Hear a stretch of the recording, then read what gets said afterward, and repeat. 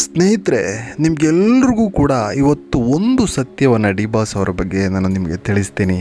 ಅದೇನಪ್ಪ ಅಂತಂದರೆ, ಆಲ್ಮೋಸ್ಟ್ ನಿಮ್ಮೆಲ್ಲರ ಮೈಂಡಲ್ಲೂ ಕೂಡ ಈ ಒಂದು ಸಿಂಪಲ್ ಥಿಂಗ್ಸ್ ಬಂದಿರುತ್ತೆ. ಅದೇನಪ್ಪ ಅನ್ನೋದನ್ನು ನಾನು ಇವತ್ತು ನಿಮಗೆ ಬಿಚ್ಚಿಡ್ತಾ ಹೊರಡ್ತೇನೆ. ನೋಡಿ, ನೀವು ಕೇಳ್ಬೋದು, ಇವಾಗ ಅಲ್ಲ ಗುರು, ಬಿಡುಗರು, ಕನ್ನಡ ಸಿನಿಮಾ ಇಂಡಸ್ಟ್ರಿನೇ ಮುಳುಗೋಗ್ತಾ ಇದೆ, ಒಳ್ಳೊಳ್ಳೆ ಸಿನಿಮಾಗಳು ಬರ್ತಾ ಇಲ್ಲ, ದೊಡ್ಡ ದೊಡ್ಡ ಸ್ಟಾರ್ಗಳ ಸಿನಿಮಾಗಳೇ ಇಲ್ಲ ಅಂತ ನೀವೆಲ್ಲರೂ ಕೇಳ್ಬೋದು. ಎಸ್, ಅವತ್ತು ಆ್ಯಕ್ಚುಲಿ ವಿಷ್ಣುದಾದ ಇದ್ದರು, ಅಂಬಿ ಅಣ್ಣ ಇದ್ದರು, ರಾಜ್ಕುಮಾರ್ ಅವರಿದ್ದರು, ಶಂಕರ್ ನಾಗ್ ಅವರು ಇದ್ದರು, ಇನ್ನೂ ಭಾಳ ದೊಡ್ಡ ದೊಡ್ಡ ಹೀರೋಗಳಿದ್ದರು. ಅವರೆಲ್ಲರ ಸಿನಿಮಾಗಳು ಬರ್ತಾಯಿದ್ದು, ಕನ್ನಡ ಸಿನಿಮಾ ಇಂಡಸ್ಟ್ರಿ ಉಳ್ಕೋತಾ ಇತ್ತು. ಅವರ ಸಿನಿಮಾಗಳಿಗೋಸ್ಕರ ಕಾಯ್ತಾ ಇದ್ದರು ಜನ. ಆದರೆ ಇವತ್ತು ಹೇಗಾಗಿದೆ ಅಂದರೆ, ಡಿ ಬಾಸ್ ಅವರ ಸಿನಿಮಾ ಬರಬೇಕಪ್ಪ ಅಂತ ಕಾಯುವಂಥ ಒಂದು ಸ್ಥಿತಿಗೆ ಬಂದಿದೆ. ಯಾಕೆಂದರೆ ಕನ್ನಡದಲ್ಲಿ ಅಂತ ಹೇಳ್ಕೊಳ್ಳುವಂಥ ದೊಡ್ಡ ದೊಡ್ಡ ಸ್ಟಾರ್ಗಳು ಇಲ್ಲ, ಇದ್ರೂ ಕೂಡ ಅವರ ಸಿನಿಮಾಗಳು ಕೂಡ ಓಡ್ತಾ ಇಲ್ಲ. ನೀವೆಲ್ಲರೂ ಕೂಡ ನೋಡಿರ್ತೀರ.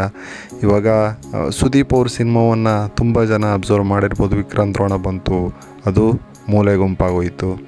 ಎಸ್, ಹಾಗಾಗಿ ಅವರು ಕೂಡ ಸಿನಿಮಾಗಳನ್ನು ಮಾಡ್ತಾ ಇಲ್ಲ. ಅವರ ಸಿನಿಮಾಗಳಿಗೋಸ್ಕರ ಯಾರೋ ಅಷ್ಟು ತಲೆ ಕೆಡಿಸ್ಕೊಳ್ಳಲ್ಲ. ಆದರೆ TRP ಕಿಂಗು ಅವರು ಯಾರು, ಡಿ ಬಾಸ್ ಅವರು ಮಾತಾಡಿದ್ರೇ ಒಳ್ಳೆ ಕಂಟೆಂಟು. ಟಿ ವಿ ಅವ್ರಿಗಾಗಿರ್ಬೋದು, ಸೋಷಿಯಲ್ ಮೀಡಿಯಾಗಳಿಗಾಗಿರ್ಬೋದು, ಡಿ ಬಾಸ್ ಅವ್ರದ್ದು ಒಂದು ಒಳ್ಳೆ ಕಂಟೆಂಟು. ಆಮೇಲೆ ಜನಗಳಿಗೆ ಹಬ್ಬ ರಸದೌತಣ ಅಂತ ಹೇಳ್ಬೋದು. ಎಸ್, ಡಿ ಬಾಸ್ ಅವರ ಸಿನಿಮಾ ಬರಬೇಕು ಅಂತ ಎಲ್ಲರೂ ಕೂಡ ಕಾಯ್ತಾ ಇದ್ದಾರೆ.